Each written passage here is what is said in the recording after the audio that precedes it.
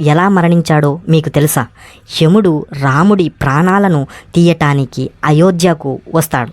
దీనికి ముందే హనుమాన్ని రాముడు పాతాళ లోకానికి పంపించేస్తాడు.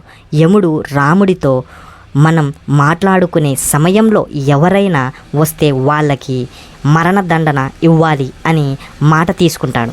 రాముడు సరే అని లక్ష్మణుడిని ద్వారం బయట ఎవరినీ రానివ్వకుండా కాపలా పెట్టాడు. అదే సమయంలో రాముడు కలవడానికి దుర్వాస మహర్షి అక్కడికి వచ్చి రాముడితో మాట్లాడాలి అని అనగా అన్నగారు ఏకాంతంగా ఉండాలి అనుకుంటున్నారు అని నిరాకరిస్తాడు. దానికి కోపంతో దుర్వాస మహర్షి నన్ను తక్షణమే లోపలికి పంపకపోతే ఈ అయోధ్యని కాల్చి బూడిద చేస్తాను అని అంటాడు. లోపలికి వెళితే చనిపోతాను అని తెలిసి కూడా లక్ష్మణుడు అయోధ్య కోసం లోపలికి వెళ్తాడు.